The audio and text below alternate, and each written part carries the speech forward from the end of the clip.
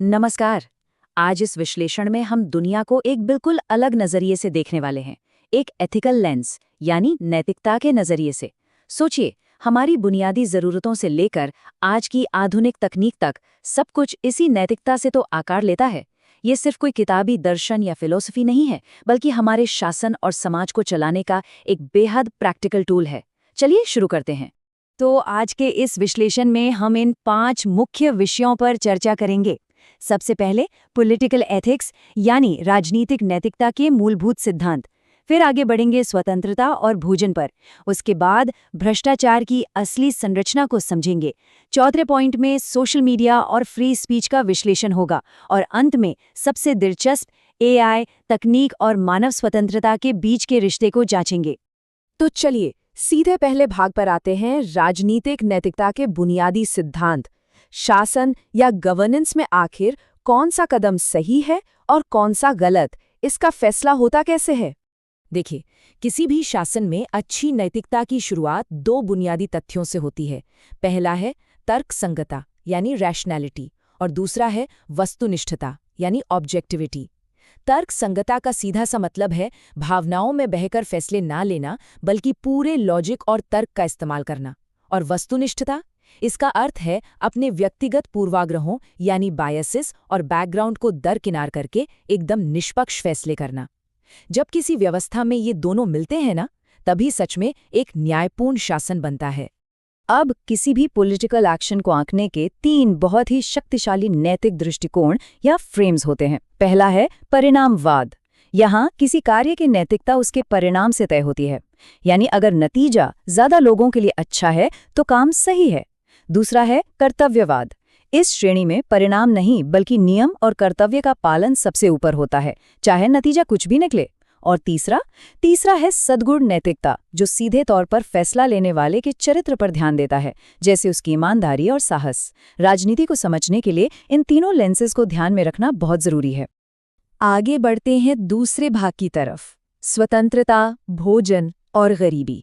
अब आप सोच रहे होंगे कि इन बड़े बड़े आदर्श नैतिक सिद्धांतों का हमारी जमीनी हकीकत और रोजमर्रा की बुनियादी जरूरतों से आखिर क्या लेना देना है।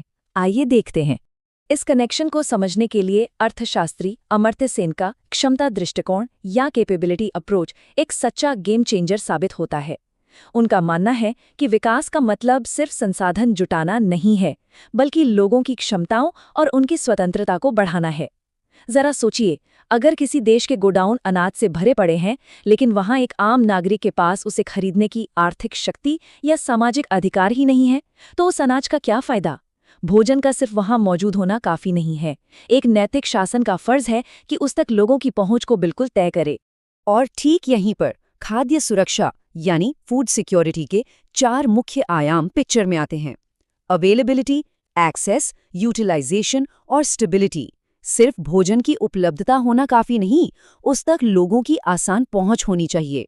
उसके बाद उस भोजन का सही उपयोग हो जिससे एक्चुअल पोषण मिले, और इन सब में एक स्थिरता होनी चाहिए, चाहे देश पर कोई आर्थिक संकट हो या प्राकृतिक। जब इनकी कमी होती है तब बेघरपन जैसी भयानक समस्याएं पैदा होती हैं। एक बहुत गहरी बात ध्यान देने वाली ये है कि एक भूखा और बेघर व्यक्ति कभी सच्चे मायने में स्वतंत्र नहीं हो सकता, क्योंकि जिंदगी में चुनाव करने की उसकी शक्ति ही छीन जाती है।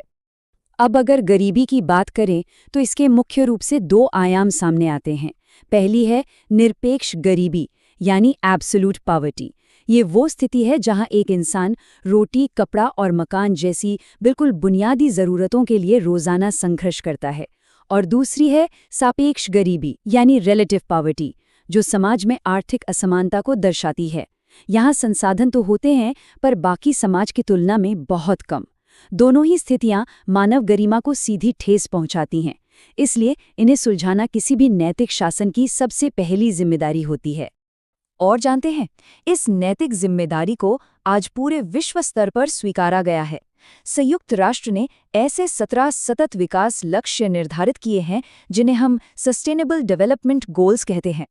इनका सीधा सा टारगेट है साल 2030 तक दुनिया भर से गरीबी और भुखमरी को पूरी तरह समाप्त करना।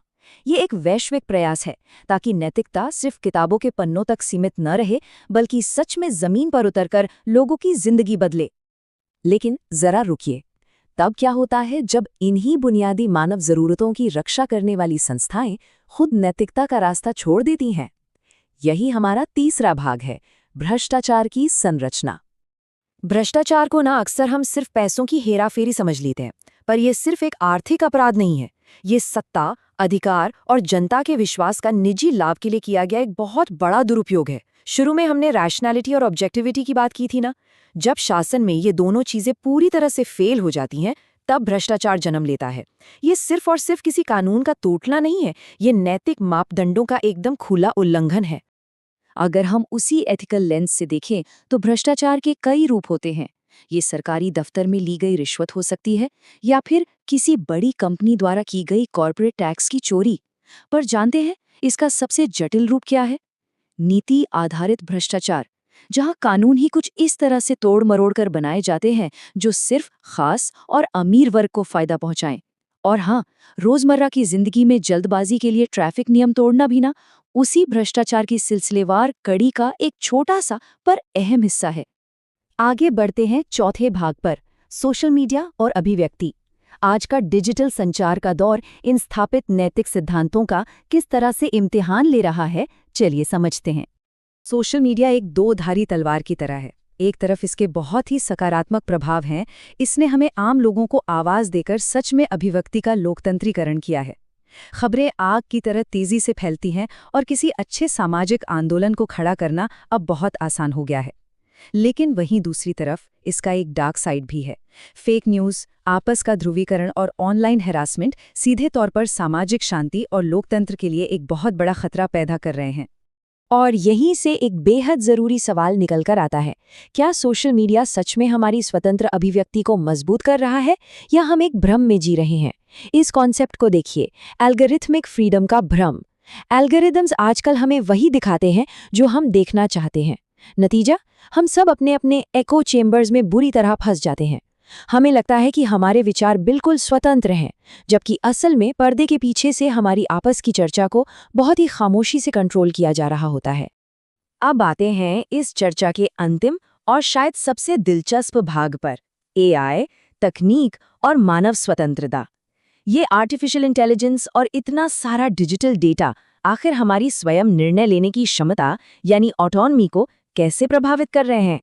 यहाँ एक बहुत ही जरूरी सिद्धांत का जिक्र करना बनेगा, तकनीकी तटस्थता या टेक्नोलॉजिकल न्यूट्रलिटी।